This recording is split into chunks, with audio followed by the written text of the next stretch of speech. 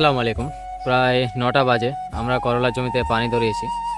তো আজকে পানি দেওয়ার মূল কারণ হচ্ছে যে আমরা ভেবেছিলাম হয়তো বা বৃষ্টি হবে, সেই কারণে আমরা এখানে পানি দিইনি। তো দেখলাম যে বৃষ্টির কোনো সম্ভাবনা নেই, তো আমরা যেহেতু এখানে ডিপের জলটাও আসছে না, তার জন্য আমরা এখন মোটর চালিয়ে জল নিতে হচ্ছে।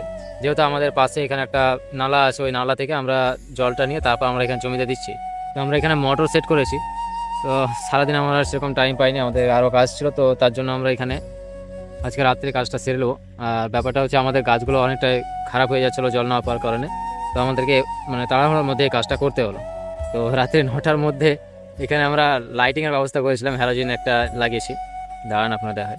যেহেতু রাত্রিবেলায় আমরা এখানে জল দিচ্ছিলাম, তার জন্য একটু অন্ধকারের প্রবলেম হচ্ছিল, তো আমরা একটা হ্যালোজিন নিয়ে সেখানে লাগাই। লাইটটি জ্বালানো ঠিক কিছুক্ষণের মধ্যে আমাদের দেখি যে আমাদের ছোট ভাইরা, যারা এলাকা ছোট ভাইরা, তারা এখানে এসে হাজির। তো ওরা ওখানে এসে গল্প করছিল আর আমরা এদিকে জল চালাচ্ছিলাম। তো আমাদের জল দিতে প্রায় 12টা বেজে যায়। তো যাই হোক, আলহামদুলিল্লাহ আমাদের এখন পরিপূর্ণভাবে পুরো গাছে জল দেওয়া হয়ে গেছে। আমরা আগামী দিনে এখানে 60টা মারবো আর 20টা মারবো। তো আপনারা দেখতে পাচ্ছেন যে এখানে হ্যালোজিন, আর এখানে দেখতে পাচ্ছেন যে আমাদের করলা জমিতে জল অনেকটাই হয়ে গেছে। যাই হোক, আলহামদুলিল্লাহ। যেহেতু আমাদের কাছে কোনো বড় মোটর ছিল না, তার জন্য আমরা এই মোটরেই জলটা দিয়ে দিলাম।